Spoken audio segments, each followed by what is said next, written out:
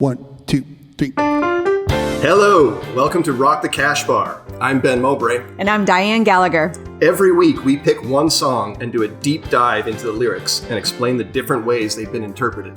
We will also discuss how the song connected to us on a personal level, focusing on all the embarrassing details. Glad to have you here. Enjoy the show.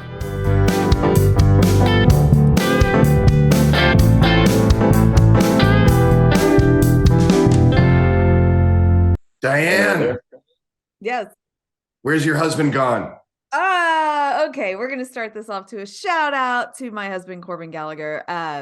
He is in Austin right now for the Hand Built show. It's a big motorcycle, like kind of art show. So all these people submit, like they make these really cool bikes from like regular people to like these big companies that get together and make these really artistic, cool bikes.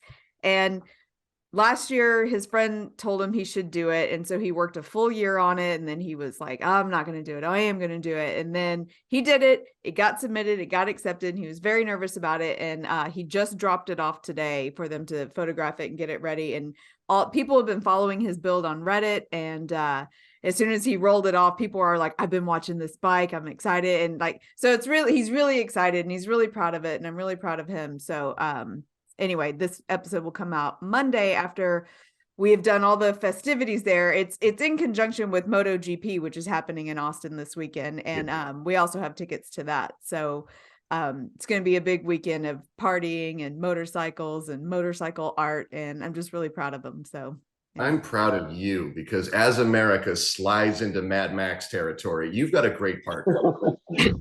Own motorbikes. He's got jet fuel in his garage. You're going to be fine. I know. And he's a little bit of a doomsday prepper. I don't want to give away where we would run off to in case of a zombie apocalypse, but he has months of MREs for us to eat. And he knows how to shoot a gun. He's ex-military, so don't come after our shit. Take me with you because I ain't got shit. I got no plans.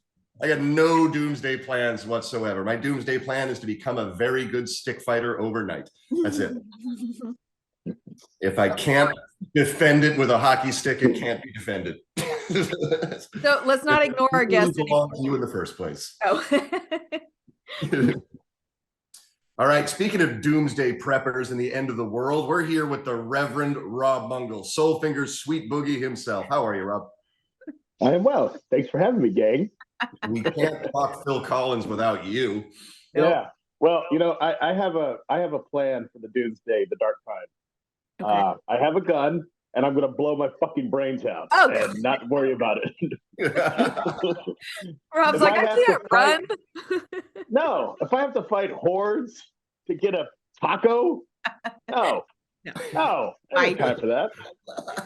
And I'm always amazed at people who think fleeing to the woods is going to solve it, because that's where all the zombies are going to go. They're going to go because that's where they know everybody went.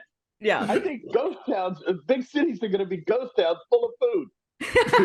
That's a good point. Yeah. They're all everybody leave. Go to the woods. Okay, bye. I'll stay here with this fucking supermarket. That's a good point. Yeah. So we had you on. That's what I give to the preppers right there. For those listening, not watching, Rob is the one who chose Phil Collins and the song we're doing today. And behind him is a sweaty, shirtless, young Phil Collins giving the finger. Yeah. Oh, you can't see it. Let me get out of the way because you have to. I don't think you can see it. There's a tambourine in his pants. He like put the tambourine. He holstered the tambourine to shoot the finger at somebody. When I hear Phil Collins music, this is not the image I have in mind. No, you do. I'm going to put my tambourine away and deal with you, mister. Yeah. So Phil Collins is a national treasure, and too few people understand that. Yeah. That changes today. So we did episode 3 of this podcast, I think, like back in 2020, we did In the Air Tonight. And we talked about Phil Collins a lot and his past and his wives and the infidelity and blah, blah, blah. But it's been a while, so we can talk about him again. And we didn't have you on, who is like an aficionado of Phil. Ooh, yeah. Oh, yeah, he's great. I love Phil Collins. What happened? Like a couple of years ago, I just remember you coming roaring out of the gate with this. Okay, so you might think that Phil Collins is a maudlin, overwrought drama queen, but you posed that Phil Collins is indeed a songwriting badass. Yeah, he is. I mean, he's for you. Like you just added that to your personality like 5 or 8 years ago. When you go back, when you listen, you have to separate two things first. You have to separate Genesis from Phil Collins. Those are two different worlds, two different songwriting styles, two different performance styles. Phil Collins, his music, he takes the tropes and the elements of pop music and literates it with the most sad, ennui, depressing, love-lost, love-lorn lyrics that have ever been produced by any person. It's English white man blues, is what I describe it as. Or pop blues. It's English white man pop blues. And nobody does it better. And everybody, rightfully or wrongfully so, will give shit to Taylor Swift. He writes a new album every time she breaks up. Right. Phil Collins was doing that 25, 30 years ago.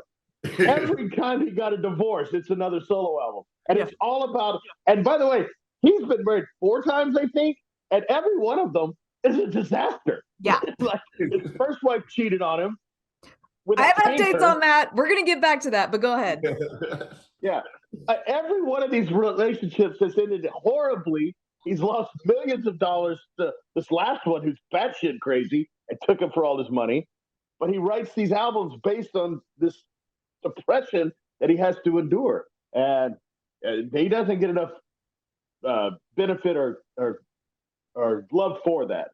Well, he's not a really young, cute white girl dating hot celebrities. That's why. No, he's a bored. He looks like an insurance salesman. Yeah. Or maybe a high school vice principal. Yeah. Phil Collins doesn't wait for the muse to move him. He waits for the muse to stab him in the heart. Right? Indeed. I want the muse to suffocate me in my sleep. All his music videos look like a high school drama teacher who got cheated on by his wife. That's what all the music videos look like. Yeah. So there's one video, I forget the song, but it's just him in this lavish apartment in New York. He was walking around forlorn with all this forlorn singing, and he's so sad. He has all this heartbreak, and it's like, this is what happens when a millionaire has unlimited funds and the ability to excise the demons of a high school drama teacher. Yeah. That's the magic of Phil Collins. So I'm going to say this. And he remarried his third wife, by the way. Like they divorced, he gave her a shitload of money, and then he married her again. Yeah. This last one who cheated on him with some other guy took his villa. It's been a couple years since I've read the story, but it was pre-pandemic. He had married this woman from like the Philippines, and she cheated on him and brought her new boy toy into his Swiss villa, kicked him out, locked him out, which contained a lot of his Alamo memorabilia, and that's a whole nother thing. We talked about his Alamo stuff before. It's wild to me how involved he is with the Texas Alamo.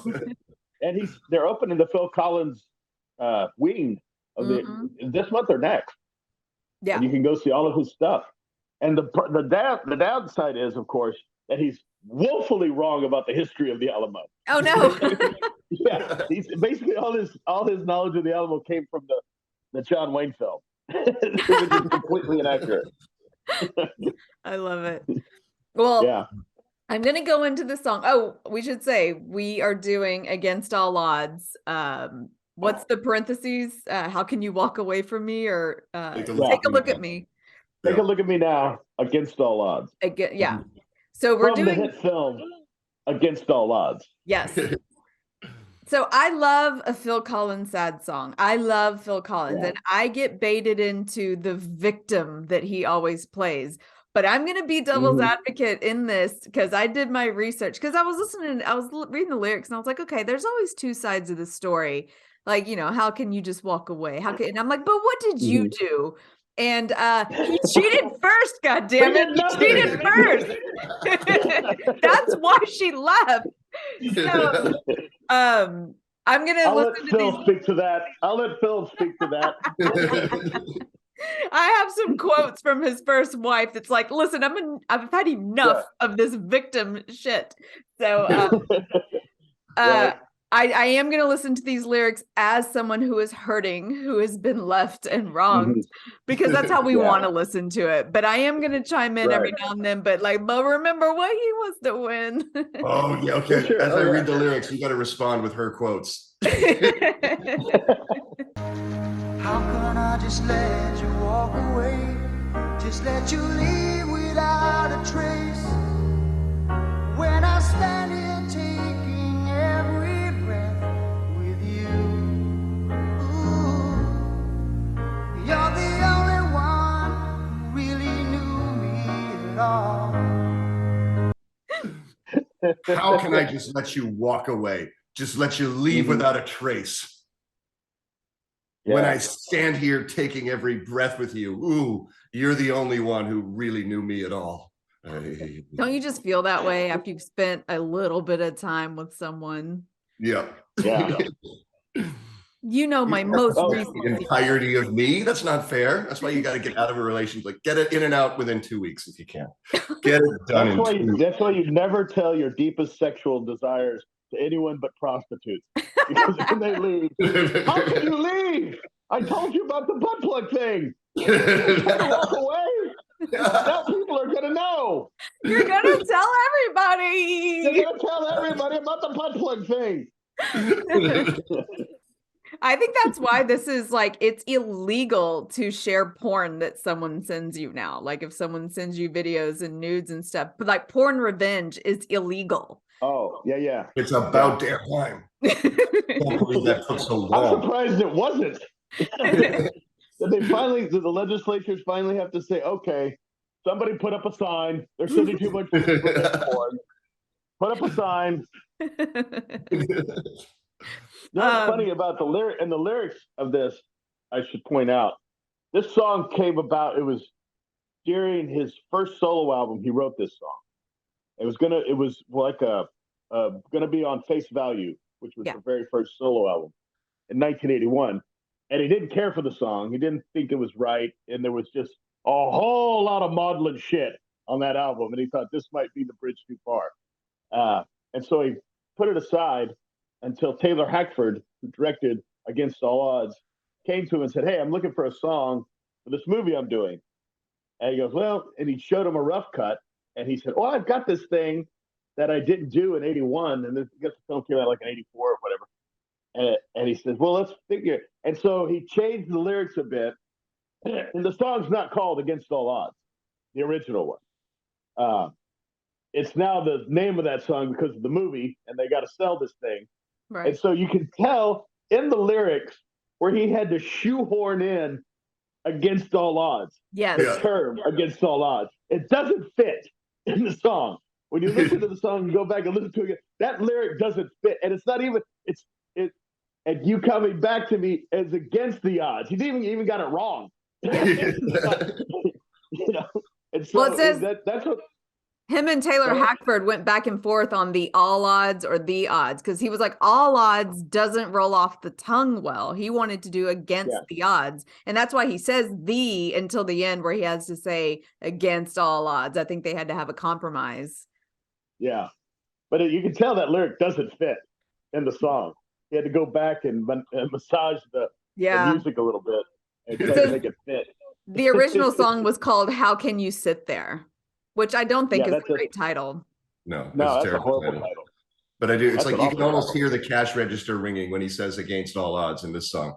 It's against all odds. Cha-ching. Got it in there. Yeah, and it's like the third line of the chorus, so it's not even. It shouldn't be the title of the song. Right. And so they have to jam this into there because the movie required it. Right. I remember when that song came out. I was like, this doesn't fit. Yeah. This is something wrong with this song. Yeah. How can you just walk away from me when all I can do is watch you leave? 'Cause we've shared the laughter and the pain, and even shared the tears. You're the only one who really knew me at all. How can you just walk away from me when all I can do is watch you leave? Because we've shared the laughter and the pain, and we've even shared the tears. You're the only one who really knew me at all. Well, let's talk about that pain in those tears. Plug thing. All right, let me go ahead and read just a snippet of her quote. And this is from Andrea, his first wife that, he had kids with. Yeah. I divorced. This is after like years of silence, like 30 years of her having to listen to his victim-y songs that he played about their divorce. And she's like, fuck yourself.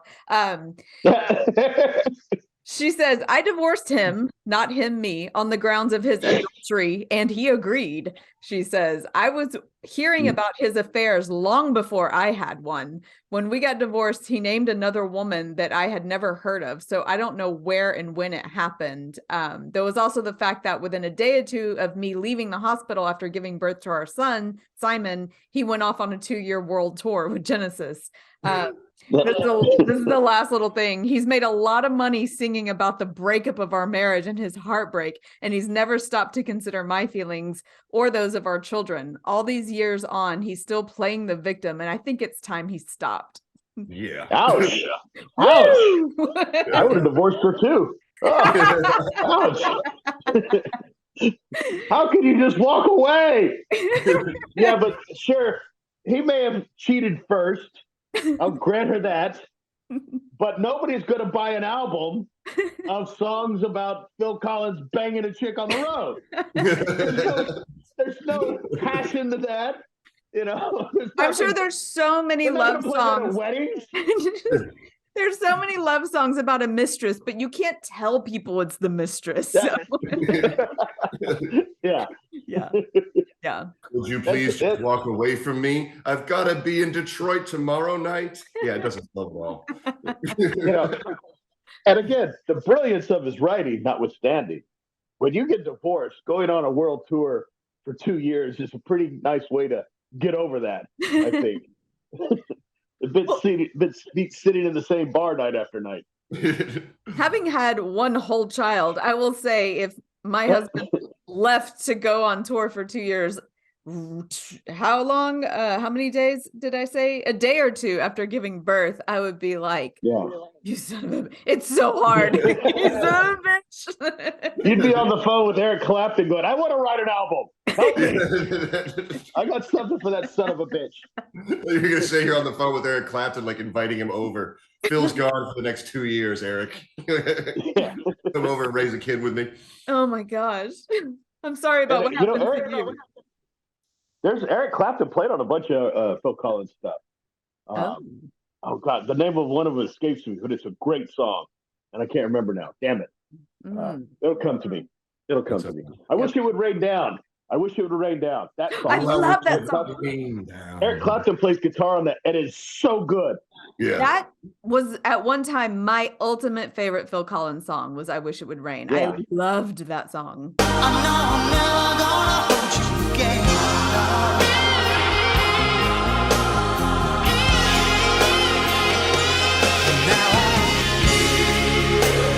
Now I know I wish it would rain down on me. It has that great crescendo. It starts out at the piano and all that shit, and then it crescendos and gets into all that hardcore drumming. That what do they call it? Muted gate or something. That's where the drum sound comes from. Muted gate, gated something. Oh, gated reverb. That's it. There you go. Gated reverb. He invented gated reverb, by the way. It's my favorite type of song in the world that just slowly builds and then the guy's just screaming in pain at the end. I mean, it's going to get me every time. Yeah. Yes, you know I wish it would rain.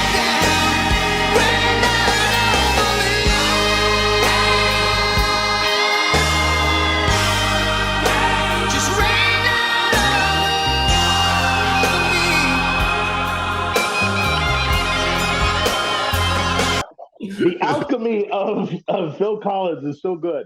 That's why he takes these great pop songs and puts these depressing lyrics in it. And that's the beauty of it. That's why people love it. Yeah. I like Diane's. I like to watch men writhe in pain until they explode in agony. And I don't And I think like to pretend that I'm the one that did that to them. They missed me so bad. Son of a bitch.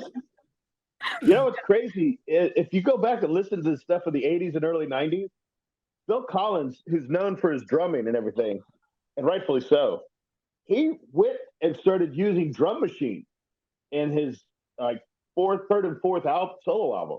There's a lot of drum tech on there. Whoa. That's not him.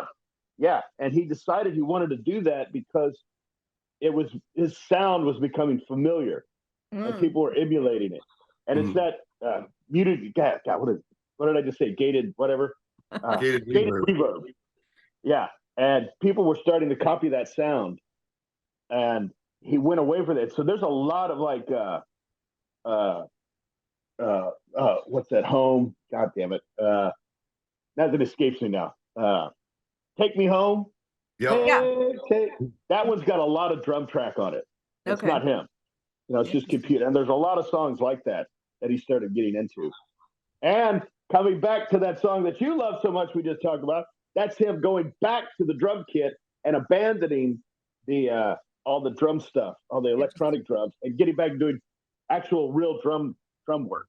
Maybe that's why I liked it so much. Yeah, maybe.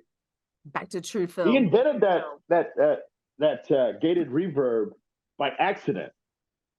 After what's his name from Phil Genesis left? Peter Gabriel. Peter Gabriel.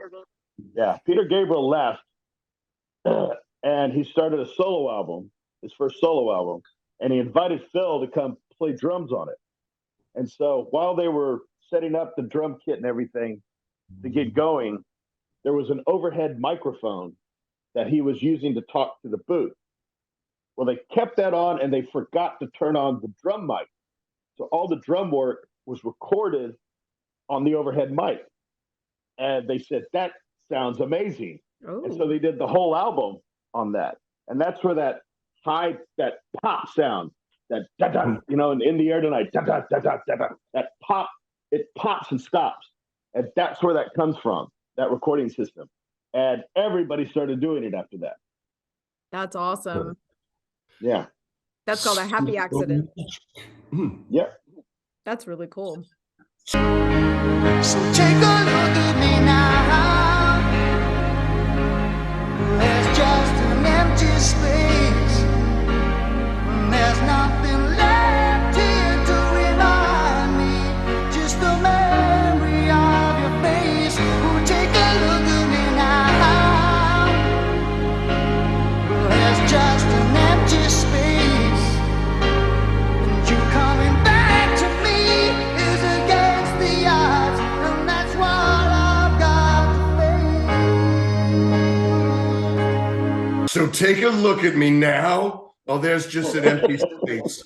And there's nothing left here to remind me, just the memory of your face. And this other woman I'm having sex with. Yeah. I'm so empty. I'm so empty. Yeah.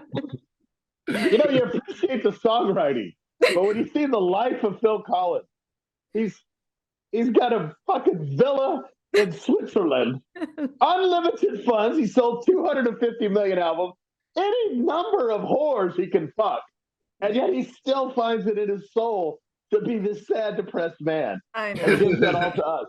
I That's don't the want to. gift. I don't want to play devil's advocate the whole time. I am trying to think about this as the layman, like us. Oh, he got laid a lot. He was the layman. I want to think of it in terms of us peasants who get broken up with and how bad it hurts. And when, you know, this is before social media and technology, where he's like, there's nothing left here, just the memory of your face. Imagine it now when you break up with someone and they're everywhere. They're everywhere. You have to block them. And, you know, like, it's horrible. Just the memory of your 4,700 pics on Instagram to remind you. Yes. I have to see all your thoughts and your new boyfriend. I heard somebody call Phil Collins, he's Sinatra for British accountants. I forget who said that. I'm like, yeah, that fits. Yeah. I love it. This is why you don't date people who are social media monsters. It's like when you meet somebody, you got to scroll through their feed for a little while first. Like, okay, yeah, all right, you're a weekly poster. Excellent. I can deal with you. Yeah. You do people. Diane. Oh, I don't stop. My Instagram story does not stop. It is a nonstop feed. It's one of us playing right now from 3 weeks ago. It hasn't got to the end of it yet. Which, by the way, why I got you here, can you just adopt me for a summer so I can do all the fun shit that you and your kid do? Yeah. Dude, I want to go to the museums and stuff. Fuck. I can't be idle, dude, and I can't have him in my house all summer. So it's already lined up and paid for it, all his summer camps. Like, he's going to NASA and Moody Garden and the Art Museum and the Science Museum. He's doing all the things. And we're going back to fucking Disney, you guys. Excellent. We're doing it again. There's a new ride. Tron is out. We have to go do it. Which, by the way, is the Oscar. He was nominated 3 times and won an Oscar for his Disney film of Tarzan. Yes. Phil Collins. Finally. Yep. He was nominated for this song and also nominated for a Golden Globe for this song, and he lost to anybody? I read it. Oh, God. I can't remember. Oh, it was good. It was good, too, and I forgot it. Was it Footloose? No, I'm trying to recall it myself now, too. I was going to be such a smart fuck. Hold on. Oh, man. It's Diane, look it up. Oh, I'm in my notes. You guys talk. I'm gonna look at it. We can't. I've got wet brain. Rob's got mad cow. That's not going to pop out of our heads. It's there. He was nominated for an Oscar for this, and I remember when this happened. I just called to say I love you. It's a great one. That's what it was. Yep. That was he lost an Oscar to that. Yeah. What was that from? Stevie. It's Stevie Wonder. I know, but what movie was that from? Oh, good point. Well, he was up for a Grammy. It was nominated for Best Original Song Oscar, but lost to I Just Called to Say I Love You. I don't know. See, he's giving the finger right now over my shoulder. To Stevie Wonder. Oscar voter. He's giving the finger to Stevie Wonder. He'll never know. But they had he was at the Oscars hoping to win. Yeah. And I remember specifically, he didn't perform the song. No. And they had some Anne Rinking or something, some dancer. Yep. Some Broadway woman do an interpretive dance to it. And he was in the audience, and they cut to him. You can see this, like, what the? I got bumped for this shit. This look of disgust, yeah. And I remember reading later that he told him he was going to be there, and the producer didn't know who he was. The producer of the Oscars had no idea who he was, and nobody's going to. If I don't know you, no one's going to know you. And we have Anne Rinking. We got a Broadway star. Singing a song that you wrote. What a diss. Oh, that's embarrassing.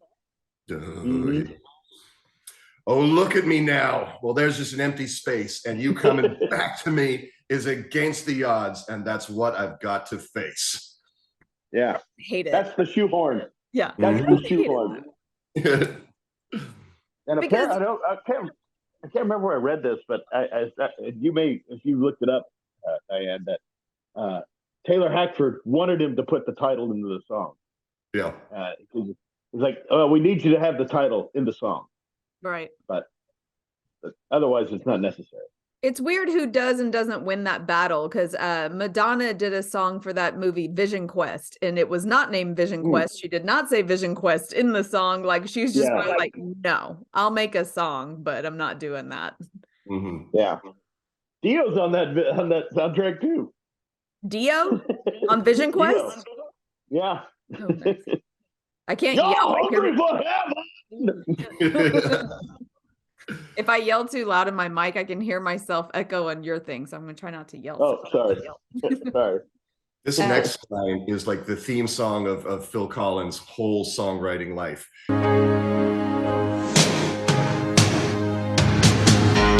I wish I could just make you turn around and see me cry.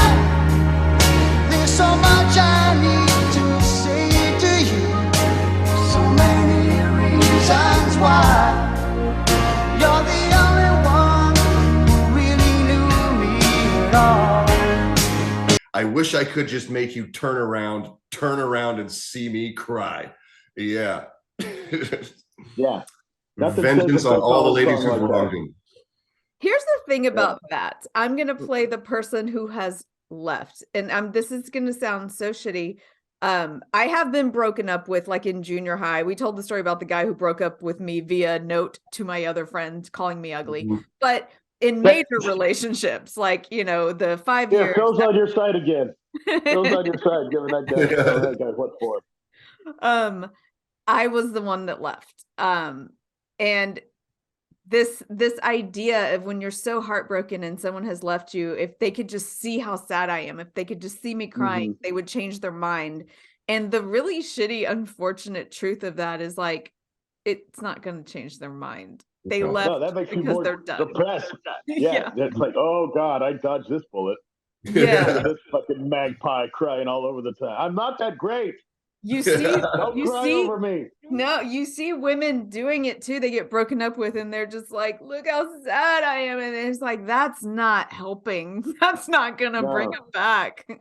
No, that never works. They're done. No, in the history of love, oh man, that chick is really balling over me. I got to get back with that. Yeah. It is amazing how, like, it's in the first couple of weeks after a breakup where I think probably women take it much harder, probably doing a bit more of the crying. But I have been a bartender for years, and I have never once seen a woman slump over her drink and start talking about some dude who broke up with her 5 years ago. Every man does that. I know a single woman who's still talking about the one that got away, but every man is just like, I wish, where did she go? I'm gonna fuck that up. Why is that? Yeah, what is that? Why do you guys break up with someone you shouldn't? Break up with someone you shouldn't? Yeah, like, why do you guys have the regrets later of, like, she got away? Like, where was that regret when you left her? Like, what happened? Over time, you romanticize the things that were good and diminish the things that were horrible and the reason you left. And so that's why, basically. And I think men do that more than women. Yeah. They we had some good times, didn't we? Maybe we get that's right. You stabbed me with a fork. I forgot. In my case, I was scared to death of the responsibility. Like, I just wasn't ready for it. Like, I was in my mid-20s and just like, I can't be a father. I can't pay a mortgage. You know, I had all of these other dreams that in my head and in my heart at the time were more important than my relationship. And and I've been sad ever since. That makes sense. Well, you have men have been saying that for years, right? For decades. From the 50s, and I can't get in a mortgage, and I can't have a kid. I don't have this time. I don't have the money, blah, blah, blah. And that wasn't true in the 50s, where you could buy a house for $15,000. Yeah. Now you can't. You really can't. I cannot afford a child. I cannot afford a mortgage. I don't have $1.8 million to buy a home for cash. Yeah. I cannot afford to start a family. Yeah, and that's the thing is the girls want to settle down young and the guys are just too young to do that. And then so they go settle down with someone else and then they see her life progress and then you're like, damn, I wish I could have, but I couldn't. And that's why you end up listening to Phil Collins music. And you're a dude in your 20s. You want to bang a lot of girls. You don't want to. Yeah. But nobody's buying that album. No. Nobody's put buying No, Well, that. don't that's- rappers do. That's what rappers Yeah. think about. Yeah, I don't think there's ever been an album by a white artist called "I'm 24 and I Get That Pussy."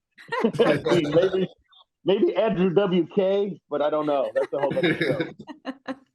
They need to. And so do the women. They need to not stop talking about breaking up. They need to talk about hoeing out there. The white girls. And nowadays with science, you can have a kid when you're a woman when you're 50. For Yes. God's sake. You got to freeze I them wouldn't. eggs when they're like 20. When you're 20, though, you got to get them good Yeah. eggs. Eggs should be like your nudes you take of yourself. Yes. I've always said, yeah, a woman should take pictures of nudes and really erotic photos of herself when she's 24. Yeah. Because that way, when she's 44 or 54, oh, look at the way it was. And the same thing with your eggs. Mm-hmm. So you have to get your eggs when you're 24 and freeze them. I mean, So I would even. nudes and eggs are best done when they're 24 years old. Go creepier. I'm gonna go illegally creepier, and I say get those eggs the minute they drop, like 14, 13, 14. Those are the best eggs. The pure ones, the pure eggs. Yes. Like you're a goddamn farmer at the hen house. Those are the golden eggs. Oh, we're creeps. There is no autism in these eggs. Exactly. Oh, God. What if that happens in the future? What if I start this? Where they're It's like, going to happen in the future. You've spoken it into the universe now. I know. I think you discovered an industry. I know. Well, I was gonna say before we go on with these lyrics, right before we had this line, I wish I could just turn around. That's right before that line was the Phil Collins drum beat that we all look for in his song. Mhm. Yeah. Yeah.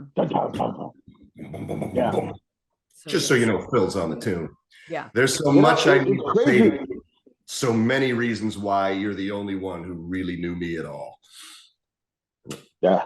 So much. You know, speaking of that drum riff, you hear that when because he produced a lot of songs in the 80s Mm-hmm. that he wasn't on. Like the Howard Jones song. Oh God, what song? Oh God. I love Howard Jones. Oh God, his big hit. Yeah, Howard Jones. Hold on, I'll look it up. Howard Jones had released a song and it got up to like number 35, whatever. And a year and a half, 2 years later, Phil got a hold of it and remastered it and added his drum fills. And you could tell it's a Phil. Okay. It's going to be out of these three. What is Love, which was 1984. No One Is to Blame. No One Is to Blame. Okay. Yeah, that one. Mhm. Yeah. And you can hear the original and the one that Phil remastered. And it's that thing. Yeah. And there's like 7 or 8 songs throughout the 80s that he did that to. Interesting. I'll have to go back and listen. He had more, I think, and I could be incorrect, but I'm pretty sure Phil Collins, between Genesis, solo stuff, film, scores, and as an executive producer, had more top 10 hits than anyone else in the 90s or the 80s. I believe He's it. number one. That's Yeah. insane. More than Michael Jackson or any of those guys. Madonna. That's crazy to think about. Yeah. But you think that he probably had 4 solo albums in the 80s and 3 albums with Genesis, Mhm. and then all the other stuff he worked on, all the producing work. I'm kind of glad that there isn't a Phil Collins today because it would be awful. But it is sort of amazing. Like Phil Collins sort of stands alone as just like he's a pop star for middle-aged people. Like this is specifically middle-aged people problems. Like you just don't see that from anybody else, really. Yeah. He's always been 38 years old. Yeah. Except, and you three know this, nobody else is going to get this. You look at Phil Collins today, he looks like Mark Babbitt. I'm not even kidding. Look at Phil Collins today and Mark Babbitt today and go, holy shit, it's the same dude. I see it through his whole life. I totally see what you're saying. That is Babbitt. Yeah. I saw a picture of let's get Babbitt on a Phil Collins impersonator tour. Phil's not going to tour anymore. It's Mark's job. There's all these tribute bands. I've never seen a Phil Collins tribute band come into House of Blues. Wait, guys, There's gotta be. find some. There's gotta be, like I say, find some English high school drama teacher. They all look like him, and put it on the road. Studio, the Phil Collins Experience. I know. That's why I was like, I gotta look up and see what they're calling themselves, because there is. Okay, there's one called Seriously Collins. Yeah. The Genesis and Phil Collins. Yeah, they exist, but they need to come through. I don't want to see the Genesis Phil Collins Experience. Pure Collins. No, fuck you. No. No. That's all that's work-wise is Phil Collins like just strangling his emotional cat. Like this is a shrieking at the end of it. So take a look at me now. Well, there's just an empty space, and there's nothing left here to remind me, just the memory of your face. Now take a look at me now, because there's just an empty space. But to wait for you is all I can do, and that's what I've got to face. Take a look at me now, because I'll still be standing here, and you coming back to me is against all odds. It's the chance I've got to take. Yeah. All the while, the crescendo is building at that point. But you coming back to me? Oh yeah. Back to me. Go. Take a good look at me now, 'cause I'll still be standing here, and you coming back to me is against all odds. It's the chance I've got to take.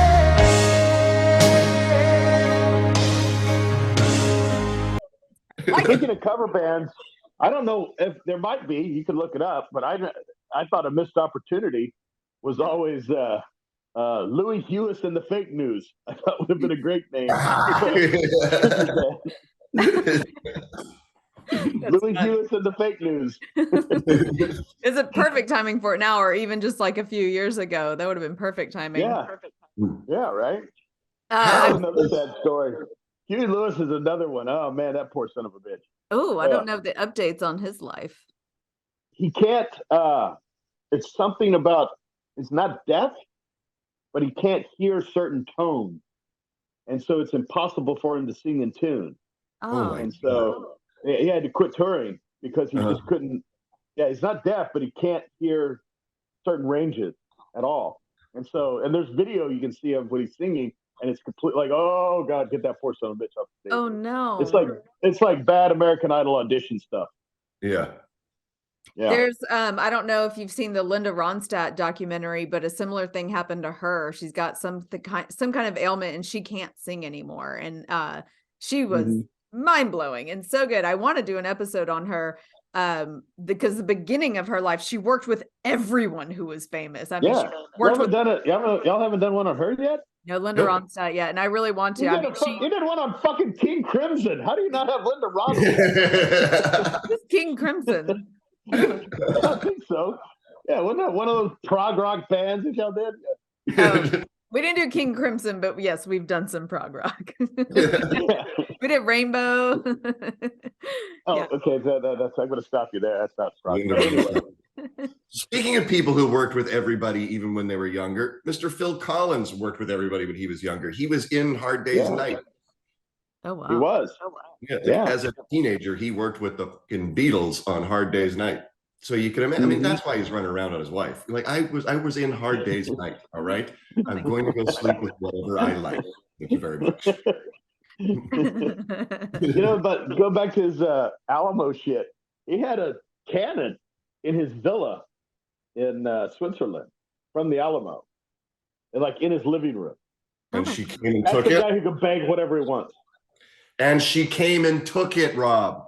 Come and take it. Santa Ana didn't get this, and you won't either, you fucking whore. Guy, I can imagine if he cheated on me a whole lot. That's the one thing I would just in the divorce, like my cannon. I'm taking the cannon. What's a cannon? I'm gonna turn it into a coffee table. How does he get involved? How does he get so deeply involved in the Alamo? Like, what do you know what happened there? Yeah, he was on tour In fact, I don't have my book. Oh, damn it. He has a book. I have the Phil Collins biography somewhere around here. Anyway, yeah, it's called Not Dead Yet, which is a great title. Yeah. But he was on tour with Genesis in the 70s, and they'd gone to San Antonio and did a tour of the Alamo. And of course, they had all the bullshit history there. But he fell in love with the story and the legends and everything, and just started collecting after that. He'd go to auctions and buy Bowie knives and muskets and all kinds of stuff. Yeah. And he claims in the book he found a musket ball on the grounds of the Alamo while he was there touring it. In bustling San Antonio, it's been such a wild city for years. We're like, that was we'll drop that. Do we trust Phil Collins to know the difference between a musket ball and like a ball bearing or a fishing line weight? I don't think. I don't know. This is Texas. Is it? Yeah. Or the people at the Alamo just drop them down there every day. Oh, look, another one's found. Oh, idiot. Which I think was probably close to the truth. Yeah, I remember, like, I had no idea of that. My husband Corbin is maybe the only person second to Phil Collins who's obsessed with the Alamo. We've been so many times. I'm like, again, we have to go again. But they still haven't won. But apparently they're gonna do so. Right now you go and you just get the Alamo and like right around it, but they're gonna do construction and all that stuff that's on that all the touristy stuff that's on that street in front of the Alamo, like the wax museum, all that. They're gonna tear all that out and tear out stuff all around and redo the entire battlefield with the gates. Oh, and, wow. like, really, so that's like in progress. That iconic front part of it that you always see in, so that's like a very small part of the actual Alamo. It was like inside, and it was the chapel, I think. Yeah. So anyway, I know all this because there's a great book called Forget the Alamo, written by 3 Texas historians. Yes. And they debunk all the myths that people think about. And there's a whole chapter on how Phil Collins is full of shit. Yeah. I told Corbin first 4 pages of that book. I told Corbin, because we talked about this a long time ago, and I told Corbin about that book, and he's like, I'm not having it. He likes what he knows. Of Texas. The governor of Texas wants it banned from high schools. Of course they do. Yeah. All right. Have we Phil Collins this song? Do we I have think we have Phil Collins this song. I do want to talk a little bit about like how did she steal his villa? Yeah. So, and I might have to be fact checked a little bit here. It's been a couple of years. That's all right.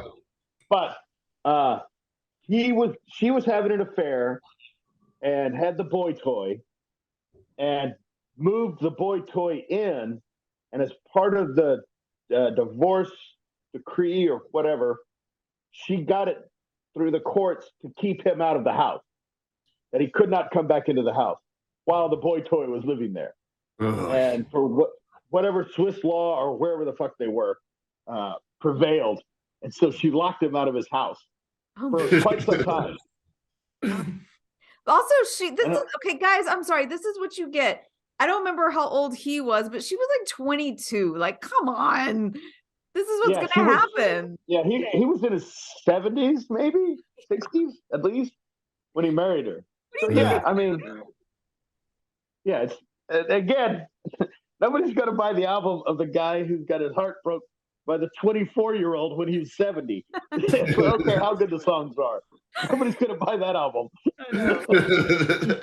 Yeah. I had to follow her around. Yeah. You don't bring me soup anymore? You fetch my blanket? I'm so cold. Why are you so cold? I'm as cold as your cold heart. Oh, yeah, that album's like nobody's gonna have any tears for Phil. That one. And did you see the woman? Diane, did you see a picture of the woman? No. Oh, she's right out of Central Casting. Oh. She looks like if there's a Filipino stripper in LA, they look like that. The fake lips and everything and the fake tits. Oh God. What do you think? Yeah, he got suckered. How are these You guys don't have doing that? anybody. But they look at these women, they're like, okay, she's gonna get half my money. What is my type that is worth it? You know? Is that worth half my shit? Yes. Because it's gonna happen. Oh, yeah. And he's done that. He's split it 3 times now. Yeah. He says I'm he's surprised but I was like, I think says he's what? He says he's not proud of all of his marriages and divorces and stuff. I was like, but you've been all right. You've had a good life. Yeah, you did all right. Yeah. Got all this Alamo shit you could sell. I know. The cannon stays with me. I'm keeping the cannon, you bastard. That Hannah didn't get it, but I did. From my cold dead hand, you'll get my musket. I love it. Shall we see what Jeremy has to say? Let's do it. He's like, what? We're going to see how Jeremy Essig connected Phil Collins to The Clash. A fraction of 6 degrees, where this week we're going to connect The Clash to your dad's favorite musician, Phil Collins. Collins, of course, first came to worldwide fame when he moved from drummer to vocalist in Genesis, replacing Peter Gabriel, who went off to explore his own solo career, musical projects including Big Blue Ball. Centered around his real-world studios outside of Bath, England, Big Blue Ball was a recording project undertaken over the summers of 1991, 1992, and 1995 that included the musicians including Sinead O'Connor, Daniel Lanois, Living Colour's Vernon Reid, and Iggy Pop. The studio also featured an interest encampment featuring a 4-track recorder commanded by Joe Strummer, former lead singer of The Clash. He went Phil Collins to Peter Gabriel to The Clash. Back to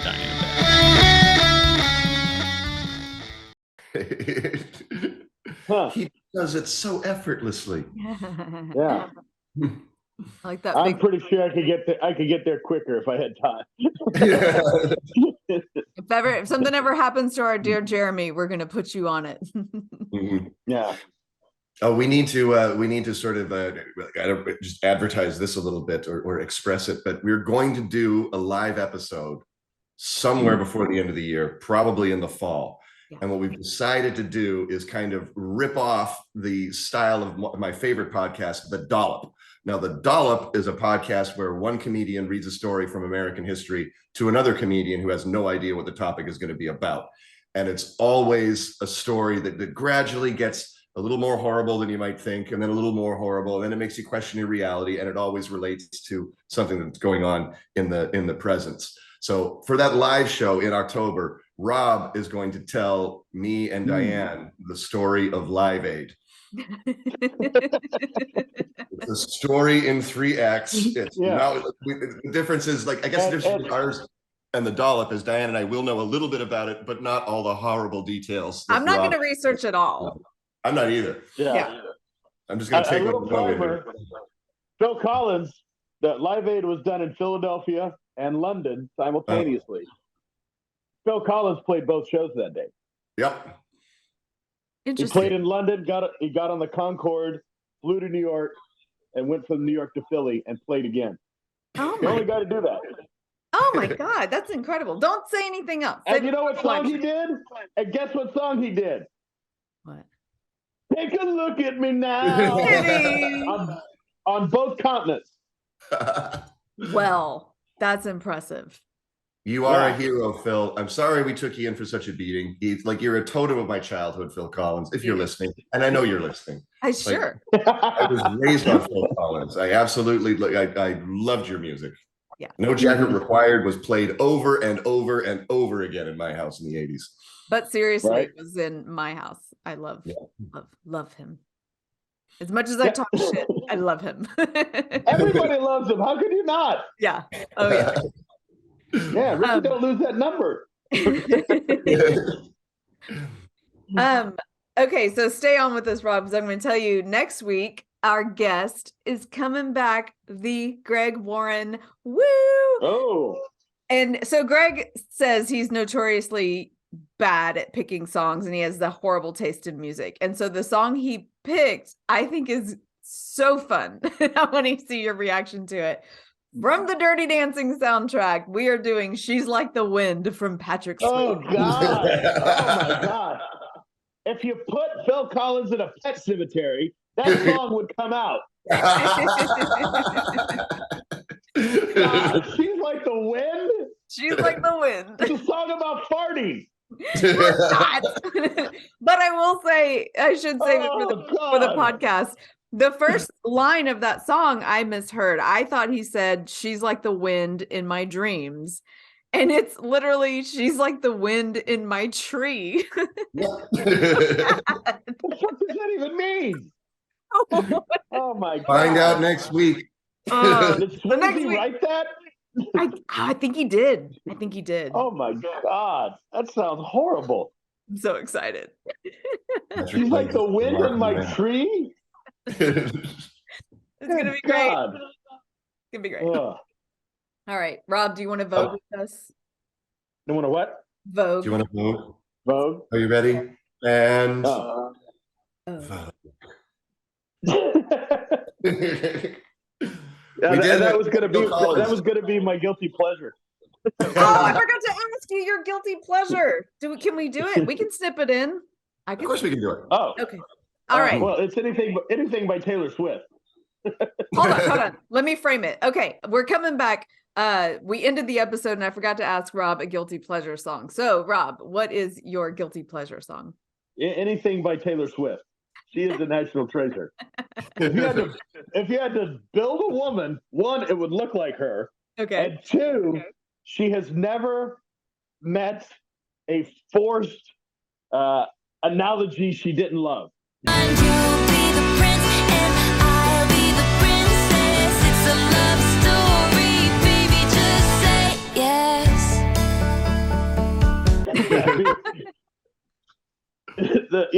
The symbolism and the overuse of it is criminal but beautiful simultaneously. I don't hate on Taylor Swift. I don't. I've always how could you? respect anyone who writes their own songs. I'm waiting to get until they have an older person version of the Make-A-Wish Foundation, and so whenever I get incurable cancer, I just want to lick her in her thigh. That's all I want, and then I'll die. I'm surprised, Rob. She's not a redhead. You usually just want a leggy redhead. Man, you haven't seen the right pictures. Okay. All right. But yeah, I mean, I'm not married to one specific style. You don't have not a shake it off, nothing that gets you just like, oh, it's my girl. Yeah, all of that. All of it. Okay. Oh, that's great. She can't dance. She's a horrible dancer. She looks like she's like a flamingo bouncing around. It's real bad. Yeah, and she's got professional dancers and everything, and they make it. Oh, she's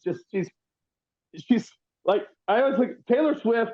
And we can do a whole show on this, but Taylor Swift is a girl in high school who's like hit by a genie and like made it to the star. Yeah, she doesn't have any, and she's clumsy and doesn't know how to. They would make a movie about that. It should be like the new version of Big, where it's this clumsy little girl in 8th grade who turns into Taylor Swift. Yeah. She's still that gawky little, I don't know how my body works. Yeah. Kind of thing. That's Taylor Swift in real life. I have this whole thing about, we love like really tall, skinny models, but the thing is when they're too tall and too skinny, they just need to pose and be still because when you see they're like when you see them running on a beach, it's like a giraffe. It looks bad. Yeah. You're like, don't run. It's like a giraffe who just learned how to walk. It's wobbly knees. Yeah. It's weird. A horse that just came out and just been born. Yeah. Oh God. 13 going on Taylor would be a great movie. Because you would have to go in both directions. Like Taylor Swift and a 13-year-old girl change bodies. So you get to watch get to watch Taylor Swift go back and go through junior high school again, knowing everything that she knows and writing her junior high school songs. Yeah. And then you watch the 13-year-old try to manage being her idol. Yeah. We're just coming I always remember when she first started out, she was getting some criticism, like people didn't think she wrote her song. And like, how do you not think she writes her own? Every I is dotted with a heart. How do you not know that? That's a 15-year-old girl writing that. That's exactly. There's no 38-year-old songwriting dude who can come up with that. Yeah. I don't care how talented you are. Yeah. All of Phil Collins's eyes are dotted with teardrops. That's right. And dollar signs. Within the teardrop. I love it. Yeah. Oh, I'm so sad. Oh, here's another fucking 14 million. Oh, she broke my heart. I guess I gotta buy another Bowie knife. Oh. I've got an Alamo shaped hole in my heart. Musket ball shaped. Yeah. Go listen to Phil Collins on Spotify, everybody. He's not nearly as bad as we made him out to be. Not bad. Yeah. All right. Goodbye, everybody. Love ya. Want to Vogue one more time? Let's Vogue. Thanks. And Vogue. I'll vote Phil. 1, 2, 3. Rock the Cash Bar is produced by Diane Gallagher, music by Chuck Savage and Eddie Hawkins. Special thank you to Jeremy Essig for 6 Degrees and to Sarah Wessling for the Guilty Pleasures vocals. Our website is rockthecashbarpodcast.com, and there you can find links to our Spotify playlist and to our Patreon. Thank you for tuning in, and we will see you next week.